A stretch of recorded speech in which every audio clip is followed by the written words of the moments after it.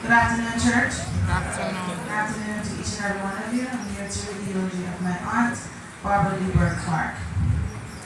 Barbara Lebert Clarke, Cheryl, was born on January 8, 1957 in Mount Vernon District, St. Thomas, to Cynthia McCann and Henry Lebert. She was the second born of identical twin girls. Most of you know them as Sharon and Cheryl. When her mother migrated to England for better opportunities, she was raised by her grandparents, Evans and Victoria McCann, aided by her aunt, Irene McCann, who all preceded her. Barbara attended Mount Vernon Primary School and Trinityville Secondary School, which later became Robert Lightburn Secondary School. Always striving for self-improvement, she pursued further skills by enrolling in sewing and a cashier's course after secondary school. However, those were not her real passions. Barbara's greatest passion was education. She devoted over 4 decades of her life to teaching and uplifting others. She began her career at Mount Vernon Basic School. Later, Barbara Lebert Clarke taught at Ebenezer Basic School, later known as the Ebenezer Early Childhood Institution. In the early 1990s, she was appointed principal of the Ebenezer Childhood Institution, a position she held with grace and dedication until her passing. Her leadership extended beyond the classroom, and she was honored to serve as the first cluster leader for the Blue Mountain Range, helping to shape the future of early childhood education in her region. During the early 80s, Barbara was an active member of her community in Mount Vernon. She was a pivotal youth club member and taught Jamal Jamaica movement for the advancements of literacy classes. Her dedication to the Jamal classes caused the then students to do so well that they made it to the Jamaica Broadcasting Corporation competition, JBC as we knew it, where they became the region's champions. As a result, the students were awarded a hotel stay in Kingston, and as the winning teacher, Cheryl was rewarded with a weekend hotel stay in Ocho Rios.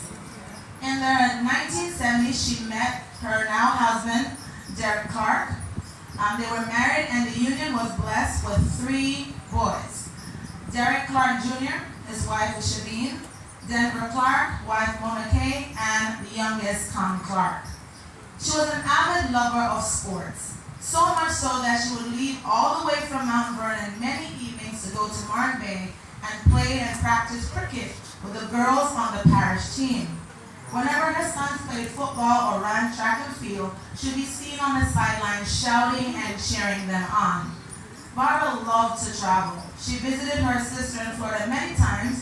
She enjoyed cruises to the Bahamas and even traveled to England to pay her respects to her sisters in England. She had even been planning a trip to Canada this summer, a testament to her adventurous spirit and love for family. Shortly before her passing, she was advised that her visa to Canada was actually ready for pickup. Barbara was a woman of faith. She was deeply involved in her community church. She was a member of the Mount Vernon Missionary Church, where she sang in the choir.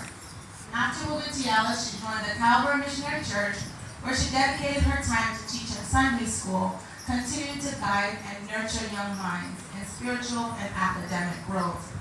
Barbara leaves behind a legacy of love, learning, and faith. Her impact was so monumental that past students and family and friends have traveled from near and far to pay their respects.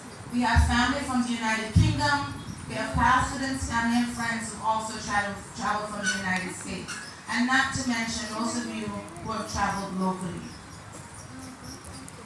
She is survived by her mother, Cynthia McCann, her husband, Derek Clarke, her sons, Derek Clarke Jr., Denver and Con, her daughters-in-law, Shavine and Mona Kay, and granddaughter, Heavenly Clarke. She's also survived by her twin sister, Winsome Robinson, Sharon, and her 6 sisters, 4 brothers, nieces, nephews, grandnieces, grandnephews, cousins, extended families, friends, and the many lives she's touched through her dedication and care. Barbara's impact was profound. Her memory will live on in the hearts of all who knew her. May she rest in eternal peace. Thank you.